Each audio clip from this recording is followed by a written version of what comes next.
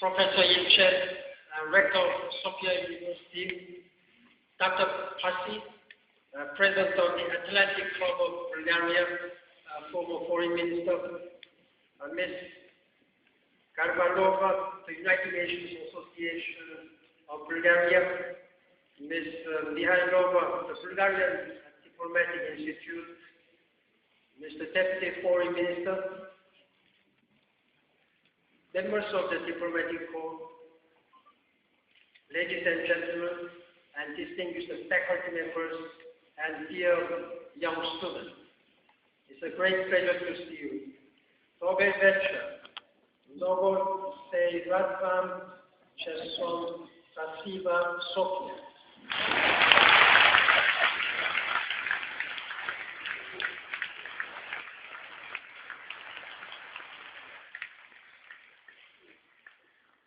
Благодаря.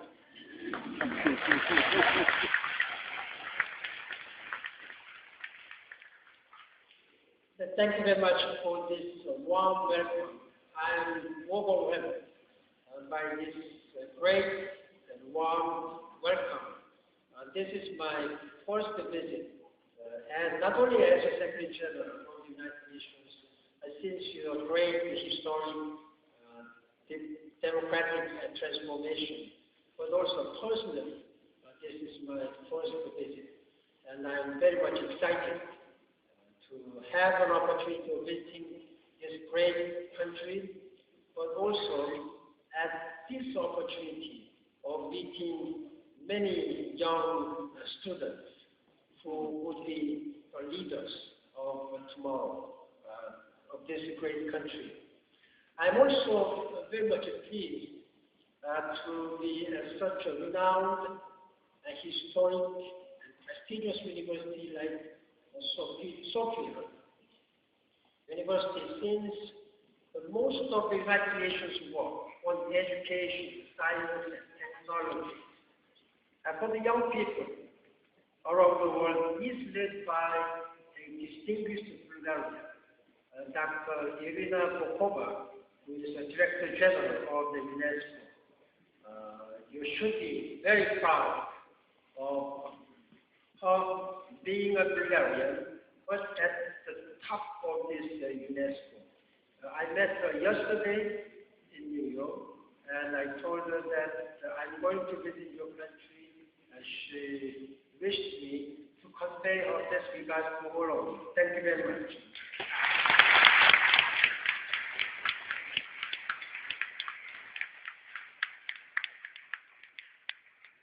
Ladies and gentlemen, by fate or good fortune, it coincides with the day of St. George. Post-Ravisa Gergyovden.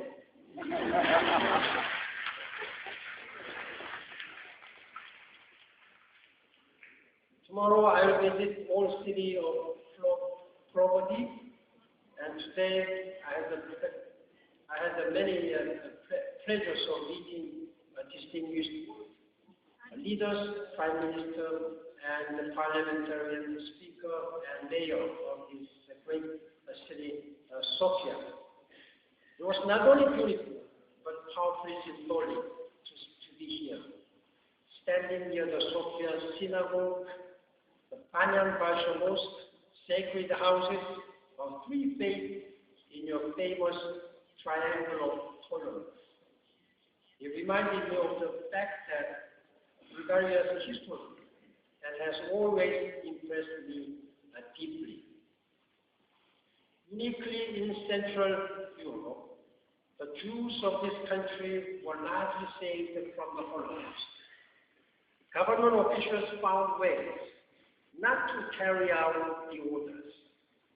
Ordinary people stood in front of the trains, carrying the Jews for Nazi death camp, and freed their inmates.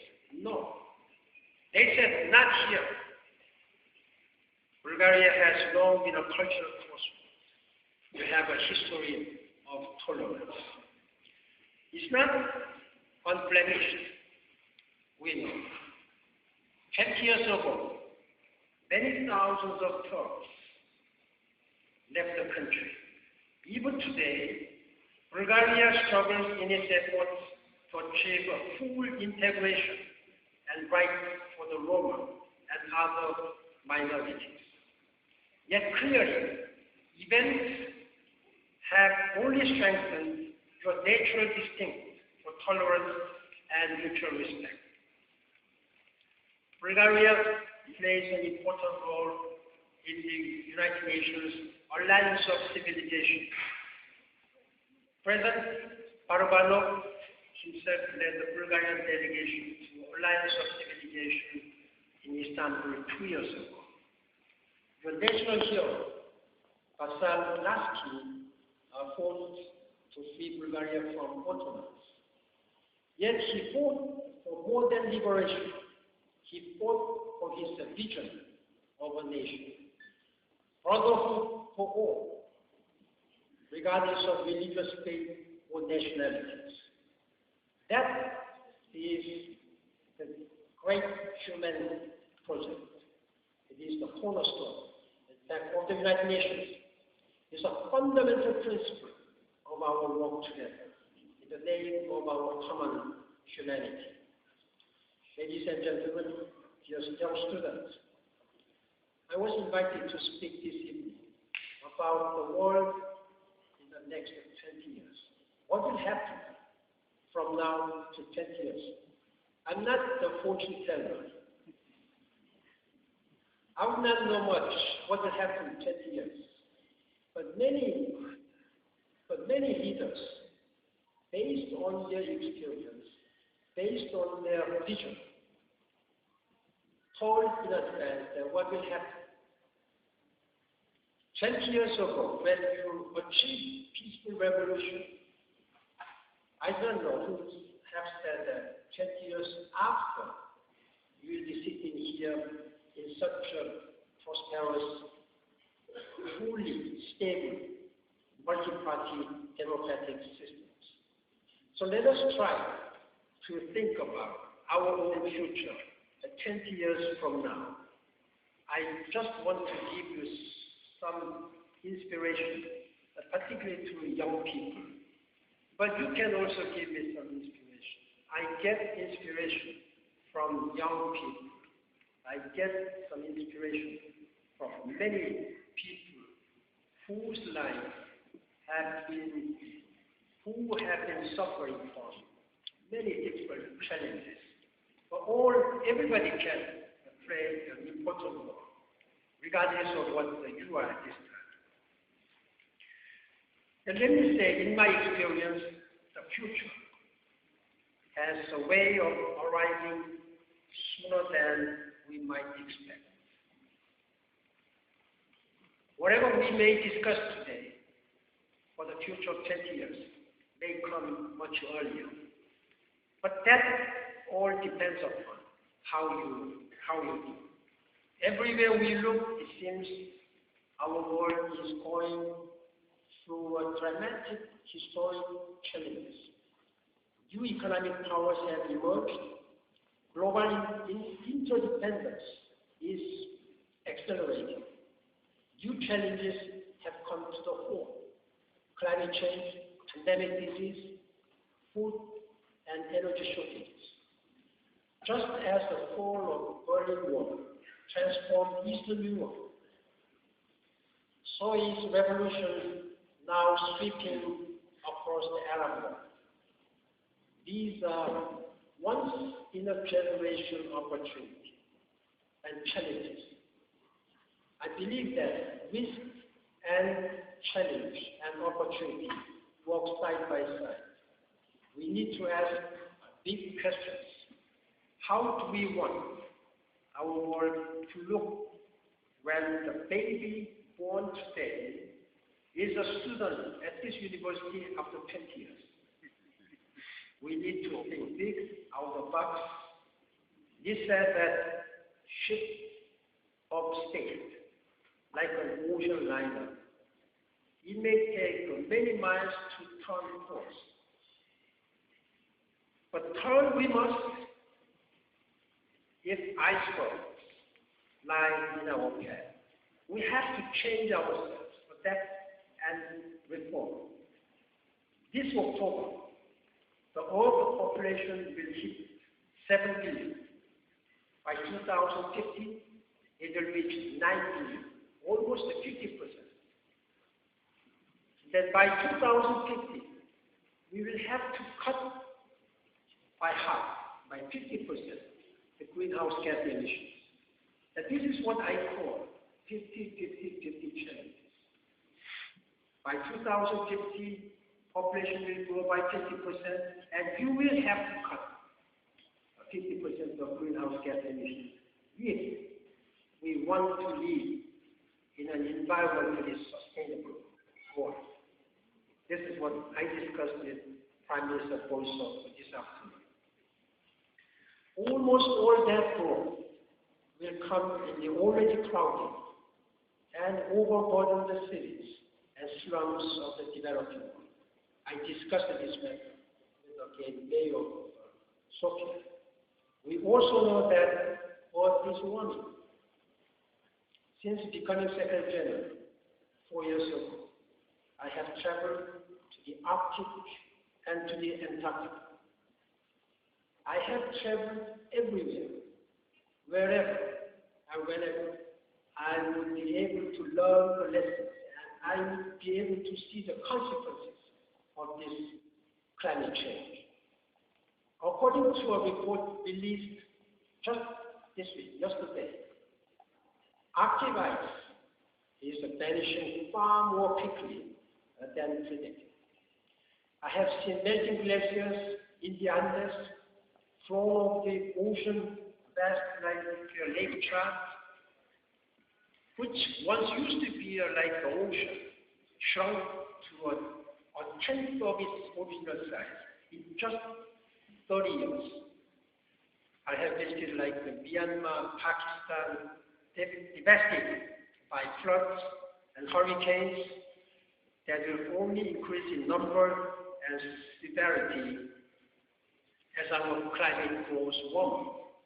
For most of the last century, the world has mined its way to growth and burned its way to prosperity. Today, we see energy, food, and commodity prices rising. Meanwhile, social inequalities between the rich and poor grow over ever and wider. And for the world's of poor people, it often seems as if they are being left to fall further and further behind. As we think about how we wish our world to be 20 years from now, tell me, is this just? Is this really just? More practically, is it sustainable? It is even dangerous. We are going to a very dangerous path. Ladies and gentlemen, we need to find a more balanced path of harmony and growth. If we do, our future will be brighter. If we do not, our future can be bright. Our future will be darkened by chaos and conflict. Yes, technology may offer solutions. As for me, I prefer to put my faith in people, young people in particular. 20 years from now, my generation will largely have gone and left the scene. You will be in that place. And for that reason, I want you to know something. How the world looks in 2031 will depend largely on the decisions we make today, 2011. That is why the United Nations needs your engagement now on three overarching challenges. Three challenges that will shape the world you leave to your children. First, a more prosperous world free of extreme poverty. Second, cleaner, greener, and more sustainable world. Third, a safer world, free of nuclear threat. Realizing these three goals will not be easy. It means investing when the dividends may not be immediate. The real payoff may come far down the line, but it will only come if the bold steps are taken right now. Let us discuss more in detail. First, extreme poverty. We are the first generation with the means and the know-how to wipe out poverty in our time. 10 years ago, our world leaders laid out their roadmap in commemorating the new millennium in 2000. Cut extreme poverty by half and boost primary education. At least all the children should be able to go to primary school. But unfortunately, at this time, more than 70 million people, 70 million children are out of school. I have seen so many young people who should be in the school during daytime, but I have seen so many young people just playing on the ground, on the street, aimlessly, without doing anything. That empower women and girls, strengthen health for mothers and children, fight killer diseases like malaria, AIDS, and tuberculosis, and protect our environment, the only environment. We call them Millennium Development Goals, and we are working hard to hit the target by 2015. From here, I went to Istanbul, Turkey, on Saturday to convene the 4th United Nations Conference on Least Developed Countries. The moral argument is clear. These are the poorest countries, least developed countries. But did you know some of these economies are also among the fastest growing, like never before? Fighting poverty and promoting growth in developing countries can create jobs and promote growth at home. That's why we build a new generation of prosperity. The second, a more sustainable world. For too long, we believed in consumption without thinking about consequences. Those days are gone. Our test is to green our economies, to reduce emissions, and seek clean energy growth. Then how can we do that? By connecting the dots of climate change, food security, energy, water scarcity, and global health issues. By finding solutions to one problem, there are solutions to all. They are all interconnected. If we can solve the problem of climate change, we will be much better to resolve water scarcity issues, energy, and food security issues. Next year, the Rio +20 Summit Conference will be held in Rio de Janeiro for sustainable development. That will be one of the most important meetings in the history of the United Nations and the future of our humanity. Our common goal to start a roadmap toward a sustainable future. Third, safer world. The United Nations, together with all member states, have been working very hard to, first of all, establish peace and security all around the world. Unfortunately, there are still more conflicts, more regional conflicts than the time of the Cold War. Once again, a generational opportunity lies before us. More and more governments and people are realizing that nuclear weapons bring only the illusion of security. People may believe that by having in their hands nuclear weapons, it's not that their security can be better served. It can only be liability. As long as a nuclear weapon exists, we live at risk nuclear proliferation, nuclear terrorism, or catastrophic accident or war. The only way to eliminate those risks is to eliminate nuclear weapons. I have taken this as one of the top priorities as a Secretary General. Again, I have visited and tried to see myself. I have visited Hiroshima and Nagasaki to see the impact and consequences, deadly consequences of nuclear weapons. And I have visited Semipalatinsk in Kazakhstan to see the deadly consequences of nuclear testing. And last month, I visited Chernobyl. How such a terrible consequences, disaster, this nuclear accident has brought to 6 million people, 6 million people. In Chernobyl, I announced my 5 proposals. First, I called the top 2 button review of nuclear safety standards. I have urged the government to revisit their nuclear safety standards at the national and international level. I have also advocated for the stronger role of IAEA, and I emphasized nexus between natural disasters and nuclear energy and safety. And I called for a new cost-benefit analysis of nuclear energy and stressed the connection between nuclear safety and nuclear security.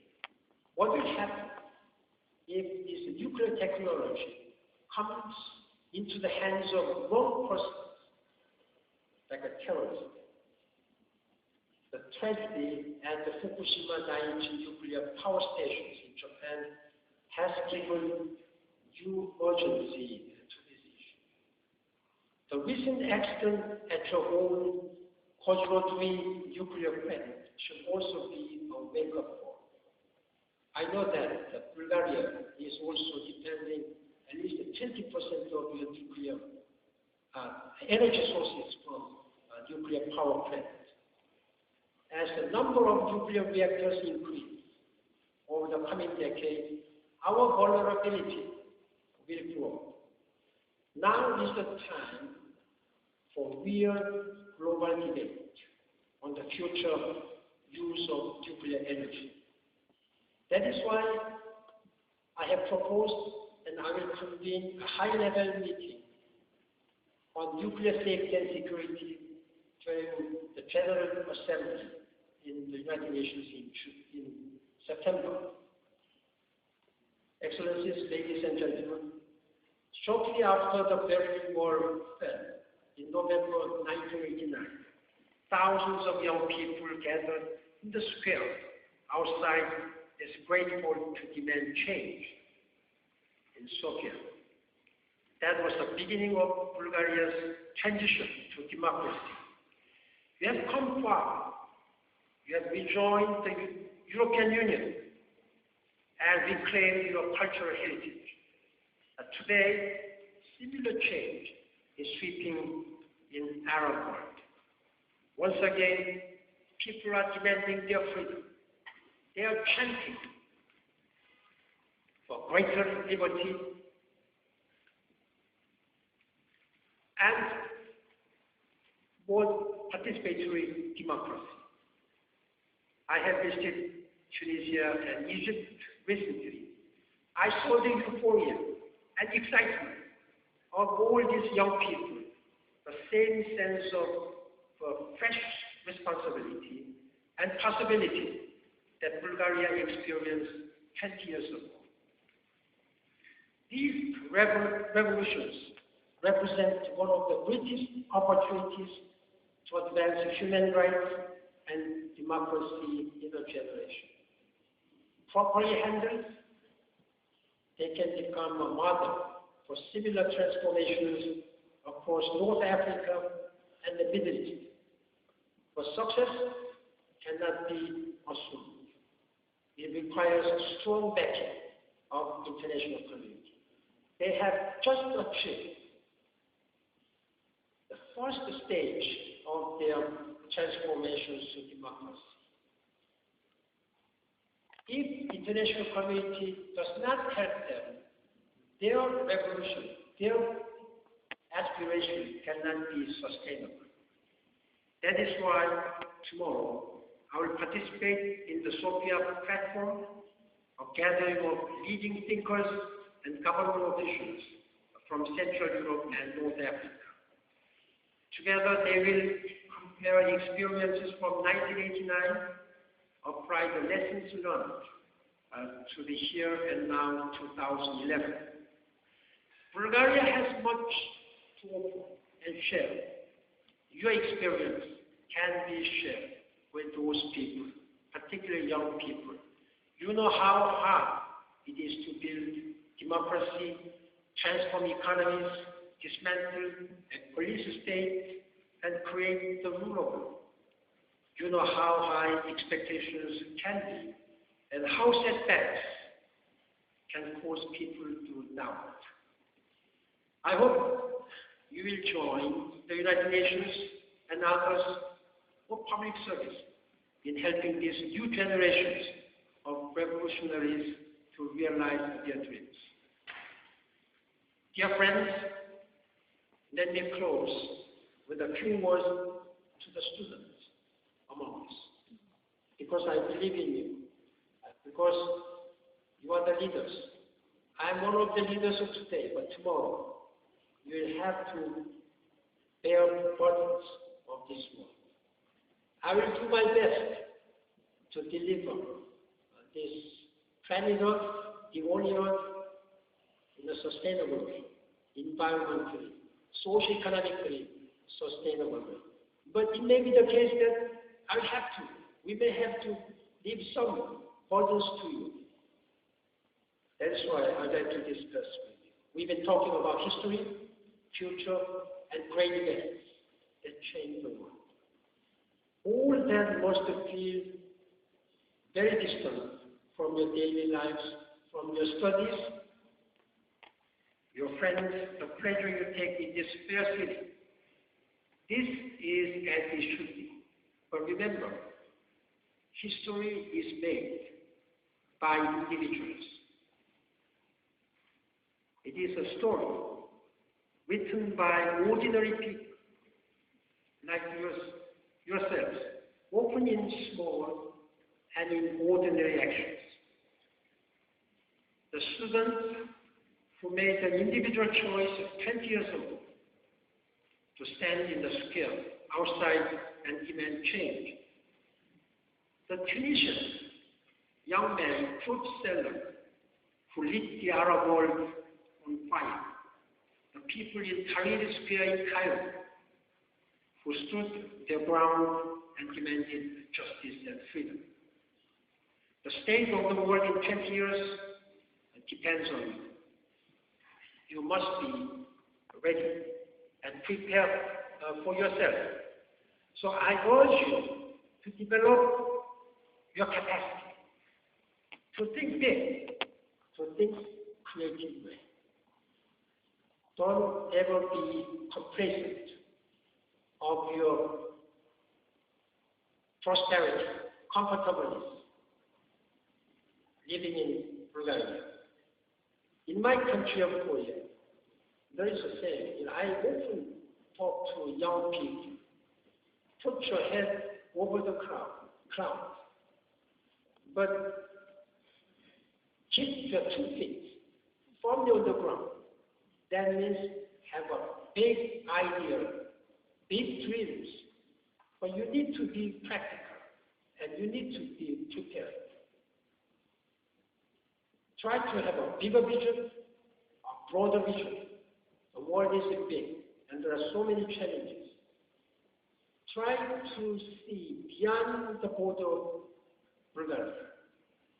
Try to see beyond the European Union. try to be a global citizen and preparing to be a global citizen. That is what I ask you today. The students of this Sofia University, one of the oldest and historic and prestigious. You can be a proud Bulgarian citizen, but more important thing is that you should be a proud global citizen. Use your energy, your initiative, your knowledge for the global public good. That is the reality of our world. More and more, we are becoming one. You cannot live alone. You cannot do it alone. As the Secretary General of the United Nations, you may have the highest expectation on me, but I cannot do it alone without your help, without the help of Bulgaria, European Union, a whole member state of the United Nations must help so that we can address all these global challenges.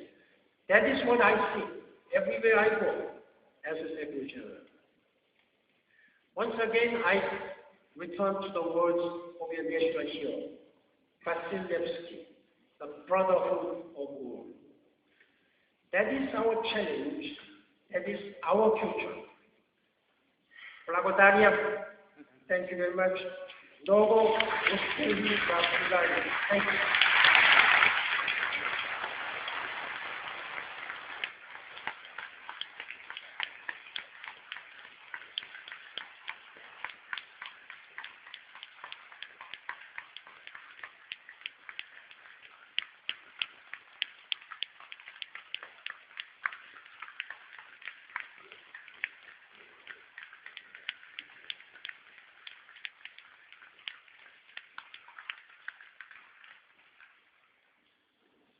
Благодаря за аплаузите, които от всички не бяха провокирани съвсем спонтанно.